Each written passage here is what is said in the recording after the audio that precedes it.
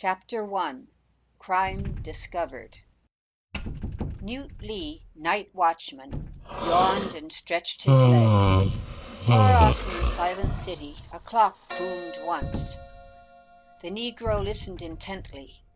It was 2:30 of a Sabbath morning, April 27th, 1913, and he must make his rounds. It was chilly there on the second floor of the National Pencil Factory, and Newt passed the palms of his black hands across the dusty glass surface of his lantern to warm them. The shadows in the corners danced and crept closer. Before him the lantern light revealed the face of the big time clock, which it was his duty to punch every 30 minutes. In a little while, Newt would have made the rounds of the deserted factory building, could punch the clock, would sit down again for another rest. And he was tired, too, he thought. He needed rest. "Yassa," he muttered to himself, "I's some tired." As Newt started down the stairs to the first floor, the darkness swallowed up behind him, and only a narrow path of light showed the flight of steps down which he must clamber. Another man at the same place and hour would have felt cold shivers wriggle up his spine, but not Newt. Night after night, for many months, he had been that same round, had seen those same shadows flicker on the bare walls, watched the lantern make the same ghostly tracings on the steps. But tonight he was tired, despite the fact that Mr. Frank, the superintendent of the factory, had given him nearly the whole afternoon off.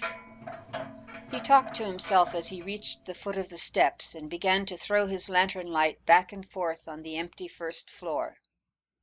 Many lonely nights spent as this one had taught Newt Lee the value of silent communication and much sleep. "Here I comes down at 3 o'clock 'cause Mr. Frank says it is holiday and he wanted to get off early," he muttered thickly. "The first thing he says is for me to git and have a good time, not to come back till 6. That's a swell time I had, ain't it? Trampsin' round town when I'd lots rather been a-sleepin' at home.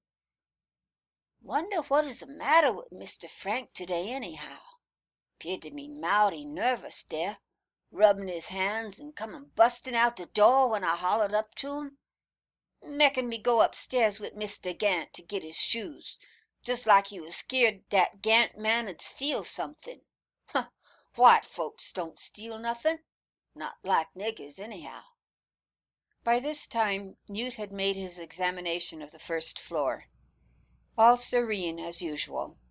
Gloomy, of course, with none of the busy workers that were there in the daytime, none of the men feverishly packing pencils, none of the scores of little factory girls bent over the machines.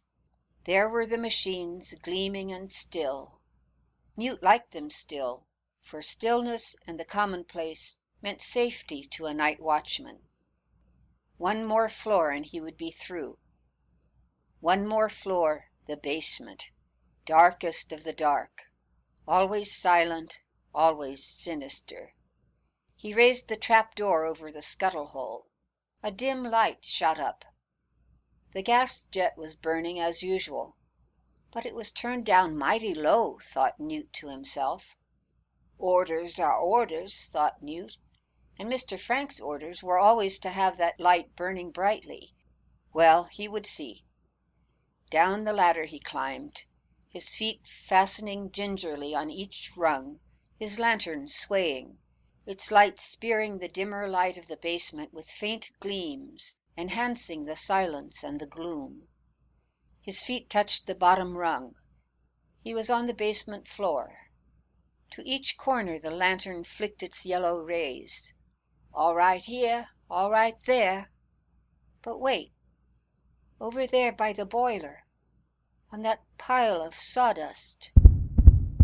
Newt advanced 3 steps forward and stopped. Steady the light burned, shining on a little pile of clothes, and something else, something that Newt had never seen before. His heart thumped. He could hear it beat. His ears strained to catch some other sound, but from the sleeping city without All was silent as a tomb, nothing stirring but the quick, hard thump, thump of his heart. The silence pressed around him, gripping him, and for the first time in his life the Negro was seized with deadly, nauseous fear. He tried to throw it off. He swallowed something in his throat and tried to laugh. "Sho," he muttered aloud. "Them factory boys is just trying to scare me. Just a little holiday joke, that's all." His voice sounded harsh and grating in the stillness. "Just a little joke," he repeated fearfully, and then his voice trailed off into silence. One more step forward, one more flicker of the lantern, and Newt Lee stumbled back. He had seen something that caught his blood like an icy dam, and with one bound he was sobbing his way up the ladder. That thing by the boiler was no joke, no holiday prank. Jokes were not smeared with blood. Jokes did not have hair, nor staring eyes, nor faces bruised and scarred.